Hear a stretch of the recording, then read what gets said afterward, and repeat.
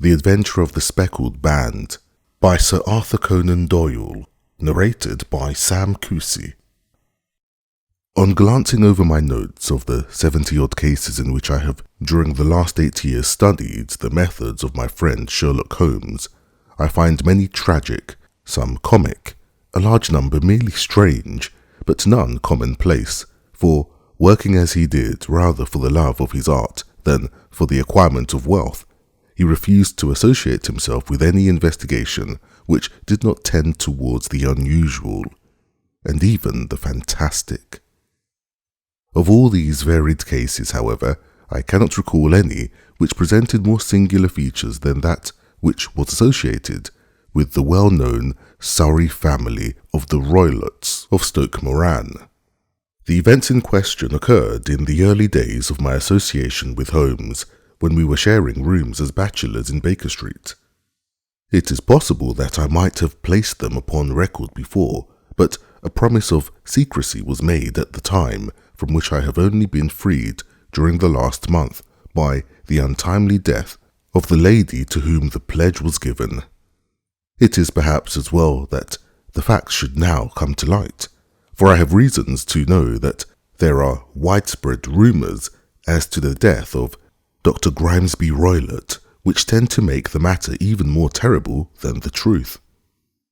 It was early in April in the year 83 that I woke one morning to find Sherlock Holmes standing, fully dressed, by the side of my bed. He was a late riser, as a rule, and as the clock on the mantelpiece showed me that it was only 7:15, I blinked up at him in some surprise, and perhaps just a little resentment, for I was myself regular in my habits. "Very sorry to knock you up, Watson," said he, "but it's the common lot this morning." "Mrs. Hudson has been knocked up," she retorted to me, "and I on you." "What is it then? A fire?" "No, a client. It seems that a young lady has arrived in a considerable state of excitement, who insists upon seeing me. She is waiting now in the sitting room. Now, when young ladies wander about the metropolis at this hour of the morning and knock sleepy people up out of their beds, I presume that it is something very pressing which they have to communicate. Should it prove to be an interesting case, you would, I am sure, wish to follow it from the outset. I thought at any rate that I should call you and give you the chance. My dear fellow, I would not miss it for anything." I had no keener pleasure than in following Holmes in his professional investigations, and in admiring the rapid deductions, as swift as intuitions, and yet always founded on a logical basis, with which he unravelled the problems which were submitted to him. I rapidly threw on my clothes and was ready, in a few minutes, to accompany my friend down to the sitting room. A lady dressed in black and heavily veiled, who had been sitting in the window, rose as we entered. "Good morning, madam," said Holmes cheerily. "My name is Sherlock Holmes. This is my intimate friend and associate, Dr. Watson, before whom you can speak as freely as before myself. I am glad to see that Mrs. Hudson has had the good sense to light the fire. Pray draw it up, and I shall order you a cup of hot coffee, for I observe that you are shivering." "It is not cold which makes me shiver," said the woman in a low voice, changing her seat as requested. "What then?" "It is fear, Mr. Holmes. It is terror." She raised her veil as she spoke, and we could see that she was indeed in a pitiable state of agitation, her face all drawn and grey, with restless, frightened eyes, like those of some haunted animal. Her features and figure were those of a woman of 30, but her hair was shot with premature grey, and her expression was weary and haggard. Sherlock Holmes ran her over with one of his quick, all-comprehensive glances. "You must not fear," said he soothingly, bending forward and patting her forearm. "We shall soon set matters right, I have no doubt. You have come in by train this morning, I see. You know me, then?" "No, but I observe the second half of a return ticket in the palm of your left glove. You must have started early, and yet you had a good drive in a dog-cart along heavy roads, before you reached the station." The lady gave a violent start and stared in bewilderment at my companion. "There is no mystery, my dear madame," said he, smiling. "The left arm of your jacket is spattered with mud in no less than 7 places. The marks are perfectly fresh. There is no vehicle save a dog cart which throws up mud in that way, and then only when you sit on the left-hand side of the driver." "Whatever your reasons may be, you are perfectly correct," said she. "I started from home before 6, reached Leatherhead at 20 past, and came in by the first train to Waterloo. Sir, I can stand this train no longer. I shall go mad if it continues. I have no one to turn to, none, save only one, who cares for me, and he, poor fellow, can be of little aid. I have heard of you, Mr. Holmes. I have heard of you from Mrs. Farintosh, whom you helped in the hour of her sore need. It was from her that I had your address. Oh, sir, do you not think that you could help me too, and, at least, throw a little light through the dense darkness which surrounds me? At present it is out of my power to reward you for your services, but in a month, or 6 weeks, I shall be married, with the control of my own income, and then, at least, you shall not find me ungrateful." Holmes turned to his desk and, unlocking it, drew out a small case-book which he consulted. "Farintosh," said he. "Ah, yes, I recall the case. It was concerned with an opal tiara. I think it was before your time, Watson. I can only say, madame, that I shall be happy to devote the same care to your case as I did to that of your friend. As to reward, my profession is its own reward, but you are at liberty to defray whatever expenses I may be put to, at the time which suits you best. And now, I beg that you will lay before us everything that may help us in forming an opinion upon the matter." "Alas," replied our visitor, "the very horror of my situation lies in the fact that my fears are so vague, and my suspicions depend so entirely upon small points, which might seem trivial to another, that even he, to whom of all others I have a right to look for help and advice, looks upon all that I tell him about it as the fancies of a nervous woman. He does not say so, but I can read it from his soothing answers and averted eyes. But I have heard, Mr. Holmes, that you can see deeply into the manifold wickedness of the human heart. You may advise me how to walk amid the dangers which encompass me." "I am all attention, madame. My name is Helen Stoner, and I am living with my stepfather, who is the last survivor of one of the oldest Saxon families in England, the Roylotts of Stoke Moran, on the western border of Surrey." Holmes nodded his head. "The name is familiar to me," said he. "The family was at one time among the richest in England, and the estates extended over the borders into Berkshire in the north and Hampshire in the west. In the last century, however, 4 successive heirs were of a dissolute and wasteful disposition, and the family ruin was eventually completed by a gambler in the days of Regency. Nothing was left save a few acres of ground and the 200-year-old house, which is itself crushed under a heavy mortgage.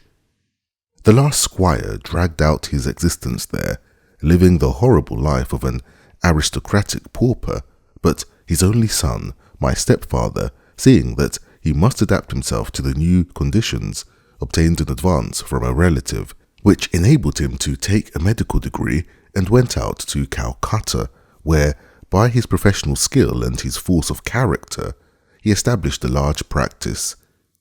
In a fit of anger, however, caused by some robbers which had been perpetrated in the house, he beat his native butler to death, and narrowly escaped a capital sentence. As it was, he suffered a long term of imprisonment and afterwards returned to England, a morose and disappointed man. When Dr. Roylott was in India, he married my mother, Mrs. Stoner, the young widow of Major General Stoner, of the Bengal Artillery. My sister Julia and I were twins, and we were only 2 years old at the time of my mother's remarriage. She had a considerable sum of money, not less than £1,000 a year, and this she bequeathed to Dr. Roylott entirely while we resided with him, with the provision that a certain annual sum should be allowed to each of us in the event of our marriage. Shortly after our return to England, my mother died. She was killed 8 years ago in a railway accident near Crewe. Dr. Roylott then abandoned his attempts to establish himself in practice in London and took us to live with him in the old ancestral house at Stoke Moran. The money which my mother had left was enough for all our wants, and there seemed to be no obstacle to our happiness.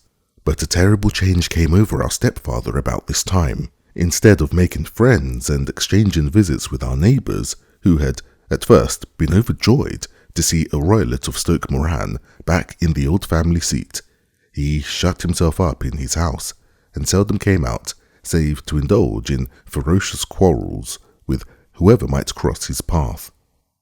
Violence of temper approaching to mania has been hereditary in the men of the family, and in my stepfather's case it had, I believe, been intensified by his long residence in the tropics.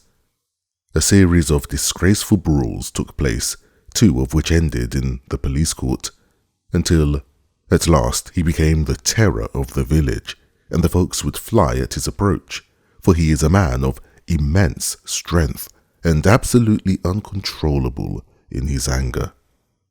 Last week he hurled the local blacksmith over the parapet into a stream, and it was only by paying over all the money which I could gather together that I was able to avert another public exposure. He had no friends at all save the wandering gypsies, and he would give these vagabonds leave to encamp upon the few acres of bramble-covered land which represent the family estate, and would accept in return the hospitality of their tents, wandering away with them, sometimes for weeks on end. He has a passion also for Indian animals, which are sent over to him by a correspondent, and he has at this moment a cheetah and a baboon, which wander freely over his grounds, and are feared by the villagers almost as much as their master. You can imagine from what I say that my poor sister Julia and I had no great pleasure in our lives. No servant would stay with us, and for a long time we did all the work of the house. She was but 30 at the time of her death, and yet her hair had already begun to whiten, even as mine has. Your sister is dead, then? She died just 2 years ago, and it is of her death that I wish to speak to you. You can understand that, living the life which I have described, we were little likely to see anyone of our own age and position. We had, however, an aunt, my mother's maiden sister, Miss Hornier Westphale, who lives near Harrow, and we were occasionally allowed to pay short visits at this lady's house. Julia went there at Christmas 2 years ago and met there a half-pay Major of Marines, to whom she became engaged. My stepfather learned of the engagement when my sister returned and offered no objection to the marriage, but within a fortnight of the day which had been fixed for the wedding, the terrible event occurred which has deprived me of my only companion. Sherlock Holmes had been leaning back in his chair, with his eyes closed and his head sunk in a cushion, but he half opened his lids now and glanced across at his visitor. "Pray, be precise as to details," said he. "It is easy for me to do so, for every event of that dreadful time is seared into my memory. The manor house is, as I have already said, very old, and only one wing is now inhabited. The bedrooms in this wing are on the ground floor, the sitting rooms being in the central block of the buildings. Of these bedrooms, the first is Dr. Roylott's, the second my sister's, and the third my own. There is no communication between them, but they all open out into the same corridor. Do I make myself plain? Perfectly so. The windows of the 3 rooms open out upon the lawn. That fatal night, Dr. Roylott had gone to his room early, though we knew that he had not retired to rest, for my sister was troubled by the smell of the strong Indian cigars which it was his custom to smoke. She left the room, therefore, and came into mine, where she sat for some time chatting about her approaching wedding. At 11 o'clock she rose to leave, but she paused at the door and looked back. "Tell me, Helen," said she, "have you ever heard anyone whistle in the dead of the night?" "Never," said I. "I suppose that you could not possibly whistle yourself in your sleep?" "Certainly not, but why?" "Because during the last few nights, I have always, about 3 in the morning, heard a low, clear whistle. I am a light sleeper, and it has awakened me. I cannot tell where it came from, perhaps from the next room, perhaps from the lawn. I thought that I would just ask you whether you had heard it. No, I have not. It must be those wretched gypsies in the plantation." "Very likely, and yet if it were on the lawn, I wonder that you did not hear it also." "Ah, but I sleep more heavily than you." "Well, it is of no great consequence at any rate." She smiled back at me, closed the door, and a few moments later I heard her key turn in the lock. "Indeed," said Holmes. "Was it your custom always to lock yourselves in at night?" "Always." "And why?" "I think that I mentioned to you that the doctor kept a cheetah and a baboon. We had no feeling of security unless our doors were locked." "Quite so. Pray, proceed with your statement." "I could not sleep that night. A vague feeling of impending misfortune impressed me. My sister and I, you will recollect, were twins, and you know how subtle are the links which bind two souls which are so closely allied. It was a wild night. The wind was howling outside, and the rain was beating and splashing against the windows. Suddenly, amid all the hubbub of the gale, there burst forth the wild scream of a terrified woman. I knew that it was my sister's voice. I sprang from my bed, wrapped a shawl round me, and rushed into the corridor. As I opened my door, I seemed to hear a low whistle, such as my sister described, and a few moments later a clanging sound, as if a mass of metal had fallen. As I ran down the passage, my sister's door was unlocked and revolved slowly upon its hinges. I stared at it, horror-stricken, not knowing what was about to issue from it. By the light of the corridor lamp, I saw my sister appear at the opening, her face blanched with terror, her hands groping for help, her whole figure swaying to and fro like that of a drunkard. I ran to her and threw my arms round her, but at that moment her knees seemed to give way and she fell to the ground. She writhed as one who is in terrible pain, and her limbs were dreadfully convulsed. At first I thought that she had not recognized me, but as I bent over her, she suddenly shrieked out in a voice which I shall never forget. "Oh my God, Helen! It was the band, the Speckled band!" There was something else which she would fain have said, and she stabbed with her finger into the air in the direction of the doctor's room, but a fresh convulsion seized her and choked her words. I rushed out, calling loudly for my stepfather, and I met him hastening from his room in his dressing gown. When he reached my sister's side, she was unconscious, and though he poured brandy down her throat and sent for medical aid from the village, all efforts were in vain, for she slowly sank and died without having recovered her consciousness. Such was the dreadful end of my beloved sister. "One moment," said Holmes. "Are you sure about this whistle and metallic sound? Could you swear to it? That was what the county coroner asked me at the inquiry. It is my strong impression that I heard it, and yet, among the crash of the gale and the creaking of an old house, I may possibly have been deceived." "Was your sister dressed?" "No, she was in her nightdress. In her right hand was found the charred stump of a match, and in her left a matchbox, showing that she had struck a light and looked about her when the alarm took place." "That is important. And what conclusions did the coroner come to?" "He investigated the case with great care, for Dr. Roylott's conduct had long been notorious in the country, but he was unable to find any satisfactory cause of death. My evidence showed that the doctor had been fastened upon the inner side, and the windows were blocked by old-fashioned shutters with broad iron bars which were secured every night. The walls were carefully sounded and were shown to be quite solid all round, and the flooring was also thoroughly examined with the same result. The chimney is wide, but is bared up by 4 large staples. It is certain, therefore, that my sister was quite alone when she met her end. Besides, there were no marks of any violence upon her. How about poison? The doctors examined her for it, but without success. What do you think that this unfortunate lady died of then? It is my belief that she died of pure fear and nervous shock, though what it was that frightened her, I cannot imagine. Were there gypsies in the plantation at that time? Yes, there were nearly always some there. And what did you gather from this allusion to a band, a speckled band? Sometimes I have thought that it was merely the wild talk of delirium, sometimes that it may have referred to some band of people, perhaps to these very gypsies in the plantation. I do not know whether the spotted handkerchiefs, which so many of them wear over their heads, might have suggested the strange adjective which she used. Holmes shook his head like a man who is far from being satisfied. "These are very deep waters," said he.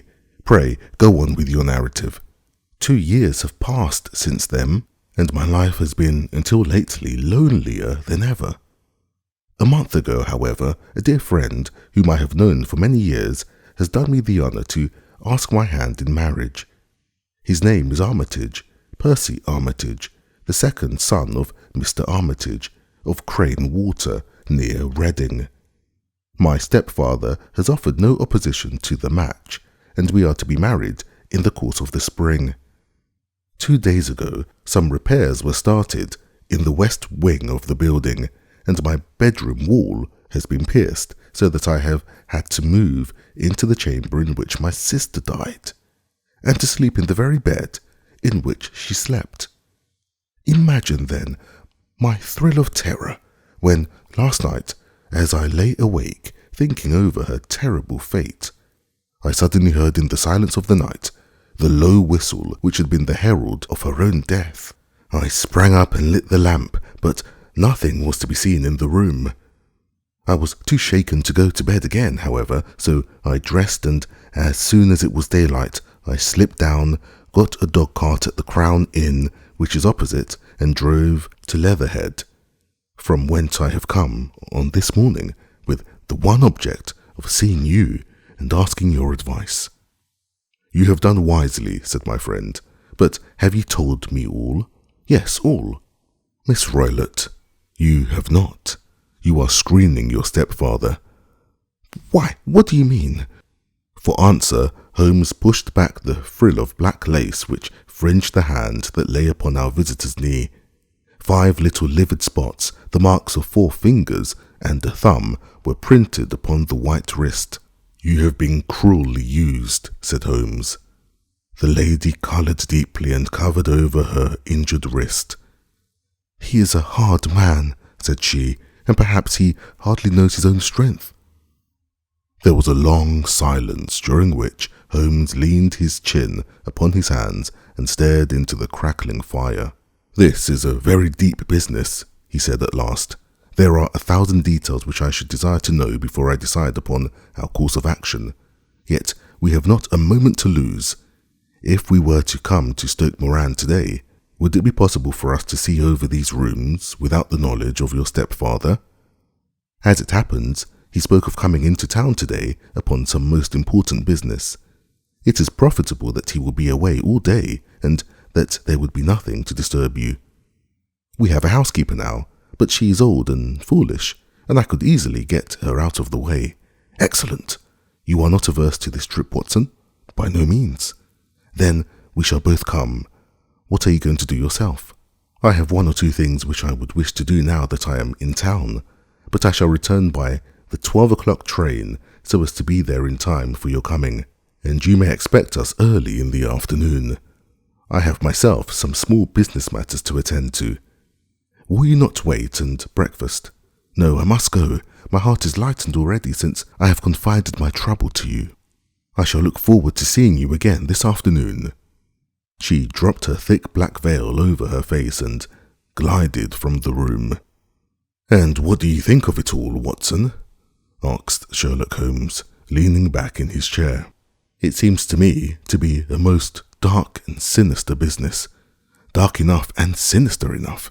Yet, if the lady is correct in saying that the flooring and walls are sound, and that the door, window and chimneys are impassable, then her sister must have been undoubtedly alone when she met her mysterious end. What becomes then of these nocturnal whistles, and what of the very peculiar words of the dying woman? I cannot think.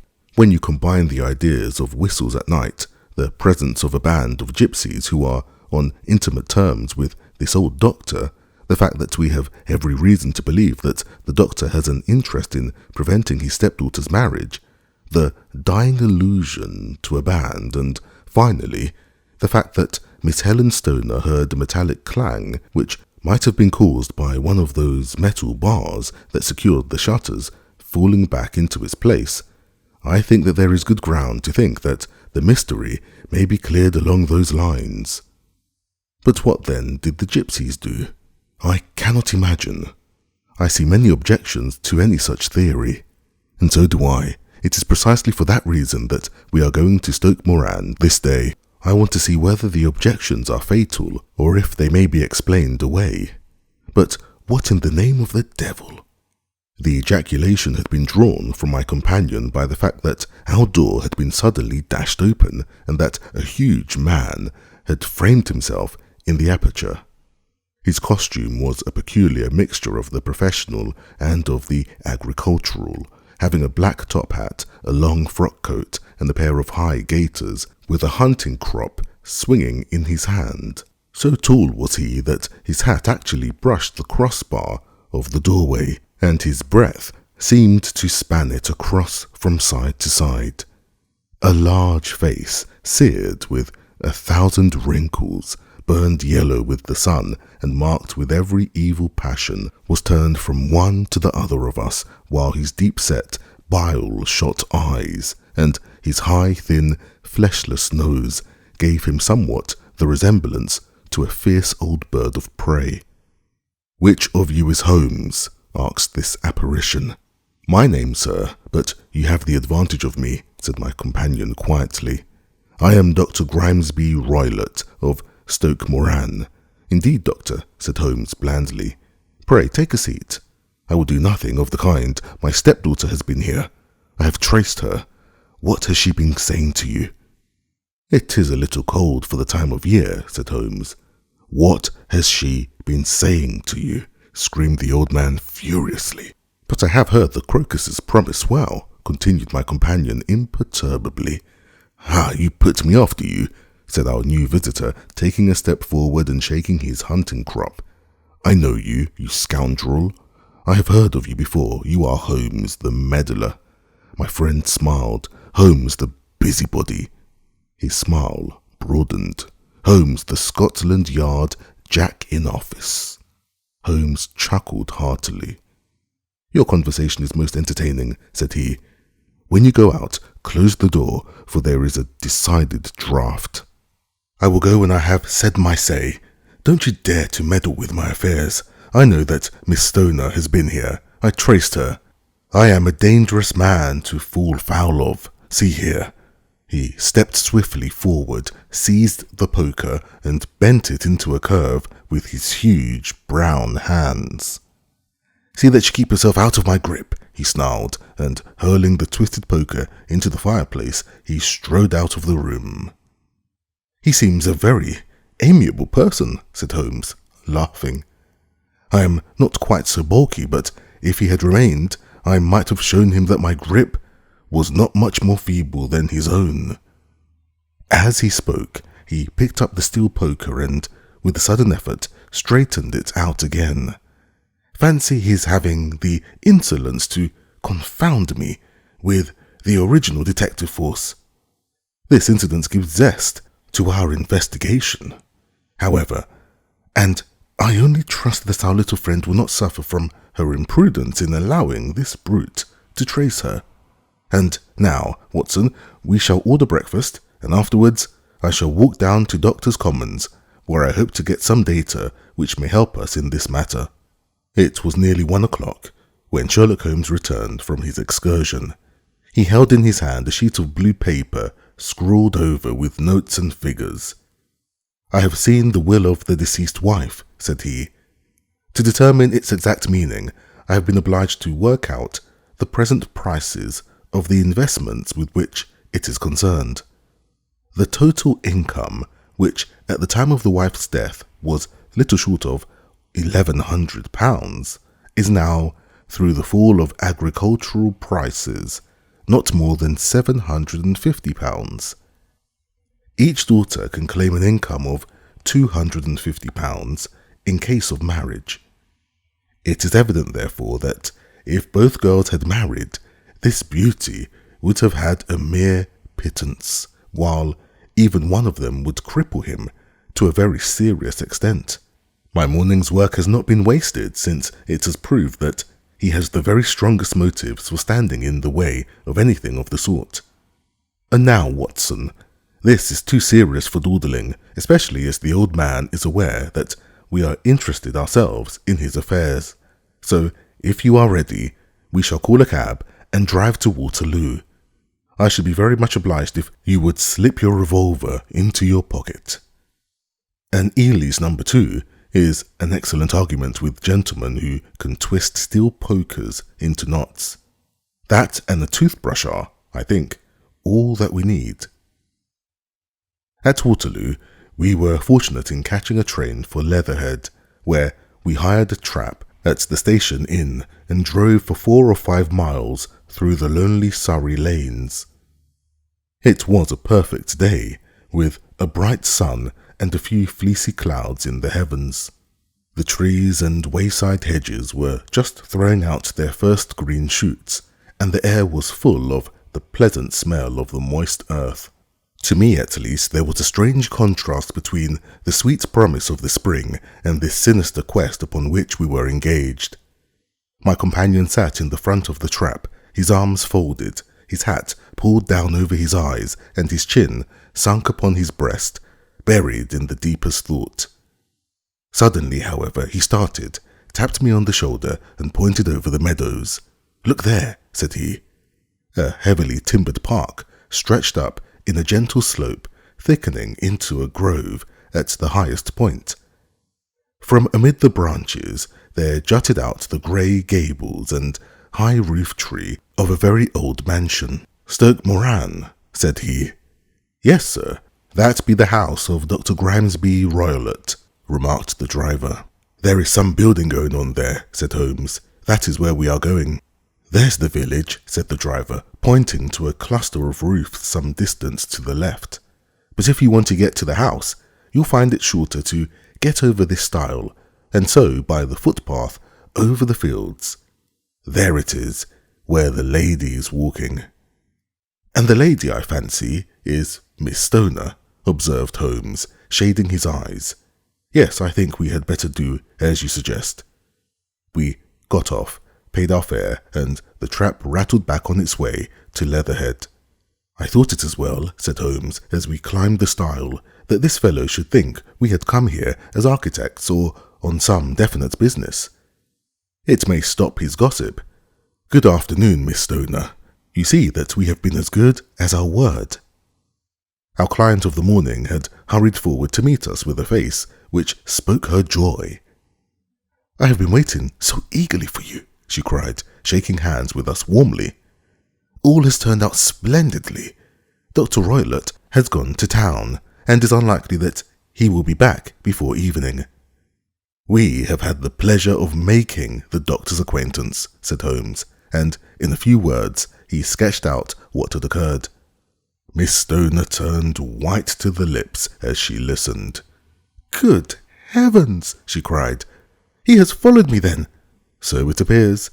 He is so cunning that I never know when I am safe from him. What will he say when he returns?" "He must guard himself, for he may find that there is someone more cunning than himself upon his track. You must lock yourself up from him tonight. If he is violent, we shall take you away to your aunt at Harrow. Now, We must make the best use of our time, so kindly take us at once to the rooms which we are to examine. The building was of grey, lichen blotched stone, with a high central portion and 2 curving wings, like the claws of a crab, thrown out on each side. In one of these wings the windows were broken and blocked with wooden boards, while the roof was partly caved in. A picture of ruin. The central portion was in little better repair, but the right-hand block was comparatively modern, and the blinds in the windows, with the blue smoke curling up from the chimneys, showed that this was where the family resided. Some scaffolding had been erected against the end wall, and the stonework had been broken into, but there were no signs of any workmen at the moment of our visit. Holmes walked slowly up and down the ill-trimmed lawn, and examined with deep attention the outsides of the windows. This, I take it, belongs to the room in which you used to sleep, the centre one to your sister's, and the one next to the main building to Dr. Roylott's chamber? Exactly so, but I am now sleeping in the middle one, pending the alterations, as I understand. By the way, there does not seem to be any very pressing need for repairs at the end wall. There were none. I believe that it was an excuse to move me from my room. Ah, that is suggestive. Now, on the other side of this narrow wing runs the corridor from which these 3 rooms open. There are windows in it, of course. Yes, but very small ones. Too narrow for anyone to pass through. As you both locked your doors at night, your rooms were unapproachable from that side. Now, would you have the kindness to go into your room and bar your shutters? Miss Stoner did so, and Holmes, after a careful examination through the open window, endeavoured in every way to force the shutter open, but without success. There was no slit through which a knife could be passed to raise the bar. Then, with his lens, he tested the hinges, but they were of solid iron, built firmly into the massive masonry. Said he, scratching his chin in some perplexity. My theory certainly presents some difficulties. No one could pass these shutters if they were bolted. Well, we shall see if the inside throws any light upon the matter. A small side door led into the whitewashed corridor from which the 3 bedrooms opened. Holmes refused to examine the 3rd chamber, so we passed at once to the 2nd, that in which Miss Stoner was now sleeping, and in which her sister had met her fate. It was a homely little room, with a low ceiling and a gaping fireplace after the fashion of old country houses. A brown chest of drawers stood in one corner, a narrow white counterpaned bed in another, and the dressing table on the left side of the window. These articles, with 2 small wickerwork chairs, made up all the furniture in the room, save for a square of Wilton carpet in the centre. The boards round and the panelling of the walls were of brown, worm-eaten oak, so old and discoloured that it may have dated from the original building of the house. Holmes drew one of the chairs into a corner and sat silent, while his eyes travelled round and up and down, taking in every detail of the apartment. "Where does that bell communicate with?" he asked at last, pointing to a thick bell rope which hung down beside the bed, the tassel actually lying upon the pillow. "It goes to the housekeeper's room. It looks newer than the other things. Yes, it was only put there a couple of years ago. Your sister asked for it, I suppose?" "No, I never heard of her using it. We used always to get what we wanted for ourselves. Indeed, it seemed unnecessary to put so nice a bell pull there. You will excuse me for a few minutes while I satisfy myself as to this flaw." He threw himself down upon his face with his lens in his hand and crawled swiftly backward and forward, examining minutely the cracks between the boards. Then he did the same with the woodwork with which the chamber was panelled. Finally, he walked over to the bed and spent some time in staring at it and in running his eye up and down the wall. Finally, he took the bell rope in his hand and gave it a brisk tug. "Why, it's a dummy," said he. "Won't it ring?" "No, it is not even attached to a wire. This is very interesting. You can see now that it is fastened to a hook just above where the little opening for the ventilator is." "How very absurd. I never noticed that before." "Very strange," muttered Holmes, pulling at the rope. "There are one or two very singular points about this room. For example, what a fool a builder must be to open the ventilator into another room when, with the same trouble, he might have communicated with the outside air." "That is also quite modern," said the lady. "Done about the same time as the bell rope," remarked Holmes. "Yes, there were several little changes carried out about that time. They seem to have been of a most interesting character. Dummy bell ropes and ventilators which do not ventilate.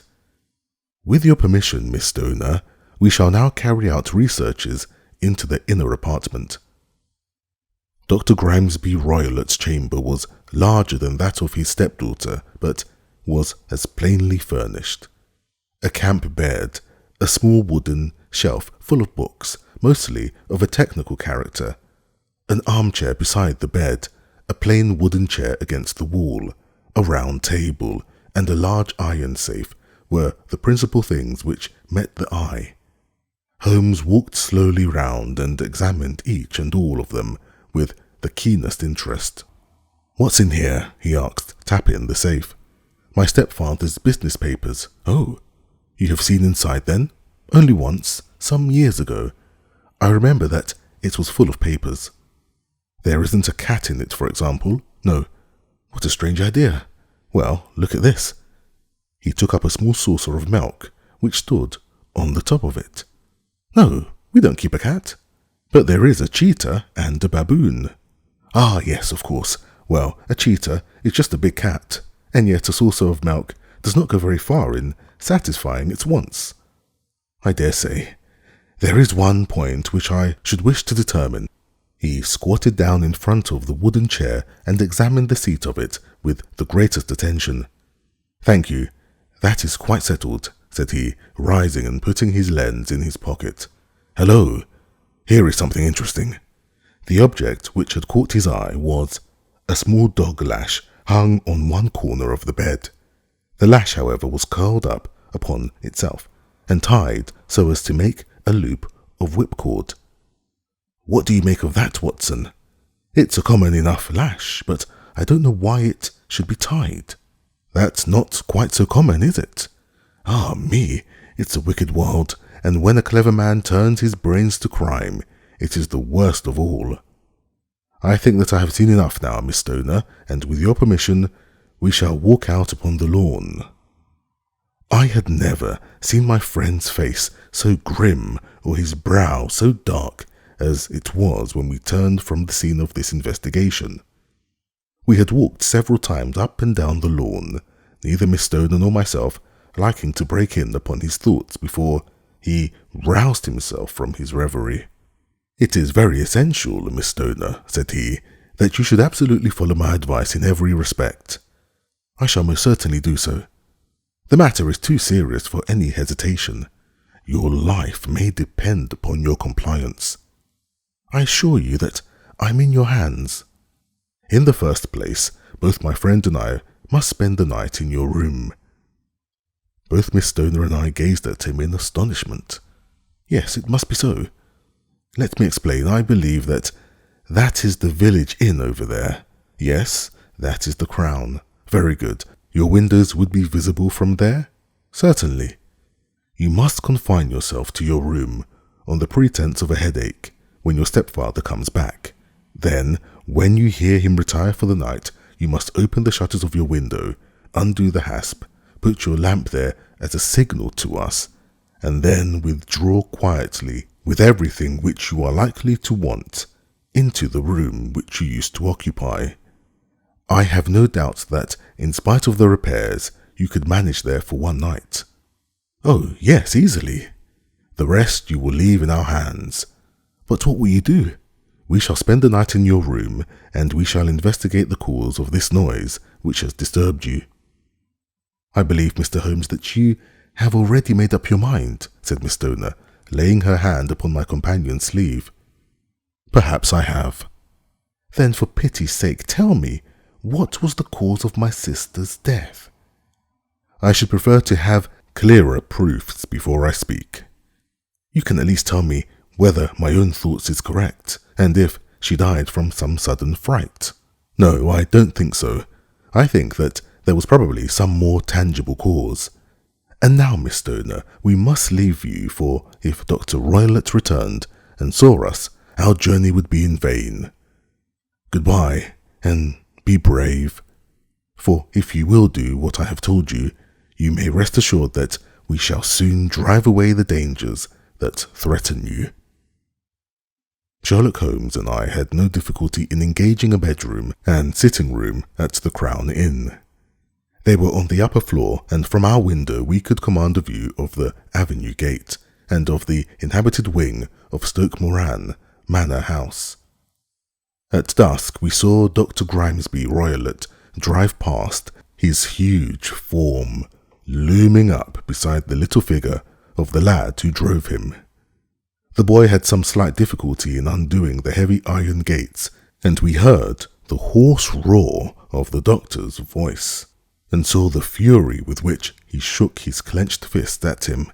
The trap drove on, and a few minutes later we saw a sudden light spring up among the trees as the lamp was lit in one of the sitting rooms. "Do you know, Watson," said Holmes as we sat together in the gathering darkness, "I have really some scruples as to taking you tonight. There is a distinct element of danger. Can I be of assistance? Your presence might be invaluable. Then I shall certainly come." "It is very kind of you. You speak of danger. You have evidently seen more in these rooms than was visible to me." "No, but I fancy that I may have deduced a little more. I imagine that you saw all that I did."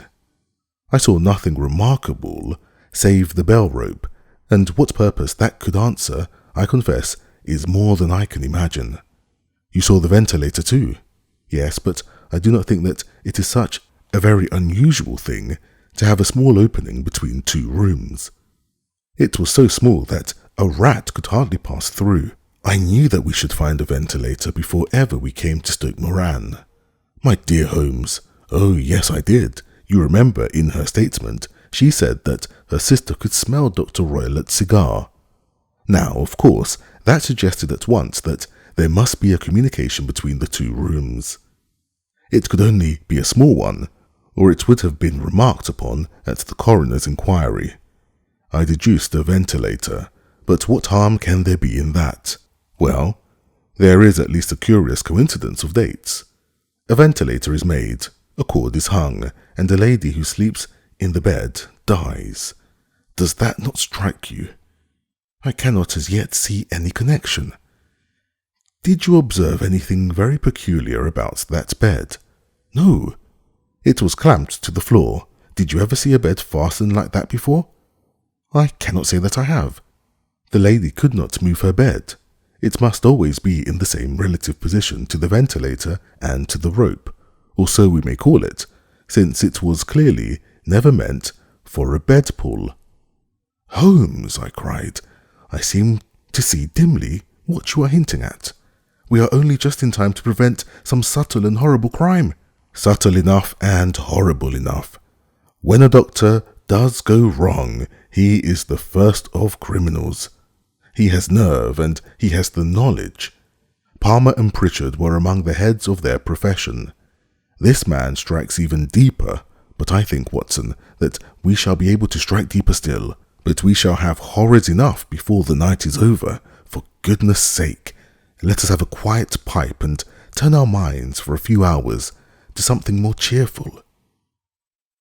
About 9 o'clock, the light among the trees was extinguished, and all was dark in the direction of the manor house. 2 hours passed slowly away, and then suddenly, just at the stroke of 11, a single bright light shone out right in front of us. "That is our signal," said Holmes, springing to his feet. "It comes from the middle window." As we passed out, he exchanged a few words with the landlord, explaining that we were going on a late visit to an acquaintance and that it was possible that we might spend the night there. A moment later we were out on the dark road, a chill wind blowing in our faces and one yellow light twinkling in front of us through the gloom to guide us on our sombre errand. There was little difficulty in entering the grounds, for unrepaired breaches gaped in the old park wall.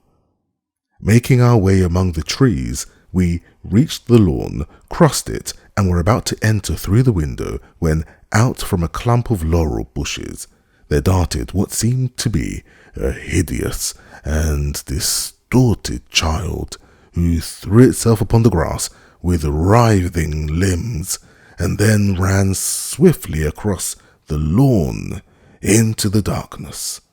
"My God," I whispered. "Did you see it?" Holmes was, for the moment, as startled as I. His hand closed like a vice upon my wrist in his agitation. Then he broke into a low laugh and put his lips to my ear.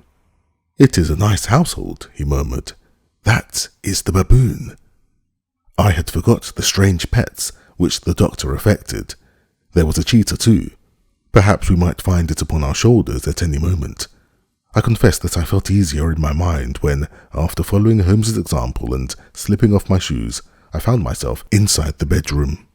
My companion noiselessly closed the shutters, moved the lamp onto the table, and cast his eyes round the room. All was as we had seen it in the daytime. Then, creeping up to me and making a trumpet of his hand, he whispered into my ear again, so gently that it was all I could do to distinguish the words. The least sound would be fatal to our plans. I nodded to show that I had heard. "We must sit without light. He would see it through the ventilator." I nodded again. "Do not go to sleep. Your very life may depend upon it. Have your pistol ready in case we should need it. I will sit on the side of the bed and you in that chair." I took out my revolver and laid it on the corner of the table. Holmes had brought up a long, thin cane, and this he placed upon the bed beside him. By it he laid the box of matches and the stump of a candle. Then he turned down the lamp, and we were left in darkness. How shall I ever forget that dreadful vigil? I could not hear a sound, not even the drawing of a breath, and yet I knew that my companion sat open-eyed within a few feet of me in the same state of nervous tension in which I was myself. The shutters cut off the least ray of light, and we waited in absolute darkness. From outside came the occasional cry of a night bird, and once at our very window a long-drawn, cat-like whine, which told us that the cheetah was indeed at liberty. Far away we could hear the deep tones of the parish clock, which boomed out every quarter of an hour. How long they seemed, those quarters! 12 struck, and 1, and 2, and 3, and still we sat waiting silently for whatever might befall.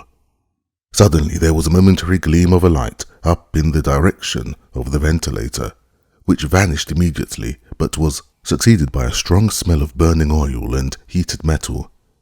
Someone in the next room had lit a dark lantern. I heard a gentle sound of movement, and then all was silent once more, though the smell grew stronger. For half an hour I sat with straining ears. Then suddenly another sound became audible, a very gentle, soothing sound, like that of a small jet of steam escaping continually from a kettle. The instant that we heard it, Holmes sprang from the bed, struck a match, and lashed furiously with his cane at the bell pull. "You see it, Watson?" he yelled. "You see it?" But I saw nothing. At the moment when Holmes struck the light, I heard a low, clear whistle, but the sudden glare flashing into my weary eyes made it impossible for me to tell what it was at which my friend lashed so savagely. I could, however, see that his face was deadly pale and filled with horror and loathing. He had ceased to strike and was gazing up at the ventilator when suddenly there broke from the silence of the night the most horrible cry to which I have ever listened. It swelled up louder and louder, a hoarse yell of pain and fear and anger, all mingled in one dreadful shriek. They say that away down in the village, and even in the distant parsonage, that cry raised the sleepers from their beds. It struck cold to our hearts, and I stood gazing at Holmes, and he at me, until the last echoes of it had died away into the silence from which it rose. "What can it mean?" I gasped. "It means that it is all over," Holmes answered, "and perhaps, after all, it is for the best. Take your pistol, and we will enter Dr. Roylott's room." With a grave face, he lit the lamp and led the way down the corridor. Twice he struck at the chamber door without any reply from within. Then he turned the handle and entered, I at his heels with the cocked pistol in my hand. It was a singular sight which met our eyes. On the table stood a dark lantern with the shutter half open, throwing a brilliant beam of light upon the iron safe, the door of which was ajar. Beside this table, on the wooden chair, sat Dr. Grimesby Roylott, clad in a long grey dressing gown, his bare ankles protruding beneath, and his feet thrust into red heelless Turkish slippers. Across his lap lay the short stock with the long lash which we had noticed during the day. His chin was cocked upward, and his eyes were fixed in a dreadful, rigid stare at the corner of the ceiling. Round his brow he had a peculiar yellow band, with brownish speckles, which seemed to be bound tightly round his head. As we entered, he made neither sound nor motion. "The band! The speckled band!" whispered Holmes. I took a step forward.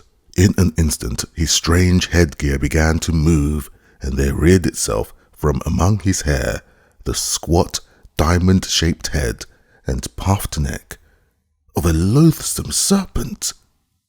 "It is a swamp adder," cried Holmes, "the deadliest snake in India. He has died within 10 seconds of being bitten. Violence does, in truth, recoil upon the violent, and the schemer falls into the pit which he digs for another. Let us thrust this creature back into its den, and we can then remove Miss Stoner to some place of shelter, and let the county police know what has happened."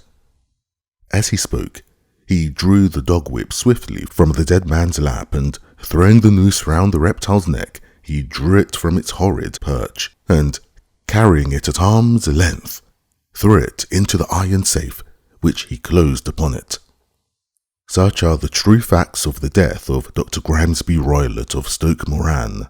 It is not necessary that I should prolong a narrative which has already run to too great a length by telling how we broke the sad news to the terrified girl, how we conveyed her by the morning train to the care of her good aunt at Harrow, of how the slow process of official inquiry came to the conclusion that the doctor met his fate while indiscreetly playing with a dangerous pet. The little which I had yet to learn of the case was told me by Sherlock Holmes as we travelled back next day. "I had," said he, "come to an entirely erroneous conclusion, which shows, my dear Watson, how dangerous it always is to reason from insufficient data. The presence of the gypsies and the use of the word band, which was used by the poor girl, no doubt to explain the appearance which she had caught a hurried glimpse of by the light of her match, were sufficient to put me upon an entirely wrong scent. I can only claim the merit that I instantly reconsidered my position when, however, it became clear to me that whatever danger threatened an occupant of the room could not come either from the window or the door. My attention was speedily drawn, as I have already remarked to you, to this ventilator, and to the bell rope, which hung down to the bed. The discovery that this was a dummy, and that the bed was clamped to the floor, instantly gave rise to the suspicion that the rope was there as a bridge for something passing through the hole and coming to the bed. The idea of a snake instantly occurred to me, and when I coupled it with my knowledge that the doctor was furnished with a supply of creatures from India, I felt that I was probably on the right track. The idea of using a form of poison which could not possibly be discovered by any chemical test was just such a one as would occur to a clever and ruthless man who had had an Eastern training. The rapidity with which such a poison would take effect would also, from his point of view, be an advantage. It would be a sharp-eyed coroner indeed who could distinguish the two little dark punctures which would show where the poison fangs had done their work. Then I thought of the whistle. Of course, he must recall the snake before the morning light revealed it to the victim. He had trained it, probably by the use of the milk which we saw, to return to him when summoned. He would put it through this ventilator at the hour that he thought best, with the certainty that it would crawl down the rope and land on the bed. It might or might not bite the occupant. Perhaps she might escape every night for a week, but sooner or later she must fall a victim. I had come to these conclusions before ever I had entered his room. An inspection of his chair showed me that he had been in the habit of standing on it, which of course would be necessary in order that he should reach the ventilator. The sight of the safe, the saucer of milk, and the loop of whipcord were enough to finally dispel any doubts which may have remained. The metallic clang heard by Miss Stoner was obviously caused by her stepfather hastily closing the door of his safe upon its terrible occupant. Having once made up my mind, you know the steps which I took in order to put the matter to the proof. I heard the creature hiss, as I have no doubt that you did also, and I instantly lit the light and attacked it, with the result of driving it through the ventilator, and also with the result of causing it to turn upon its master at the other side. Some of the blows of my cane came home and roused its snakish temper so that it flew upon the first person it saw. In this way, I am no doubt indirectly responsible for Dr. Grimesby Roylott's death, and I cannot say that it is likely to weigh very heavily upon my conscience.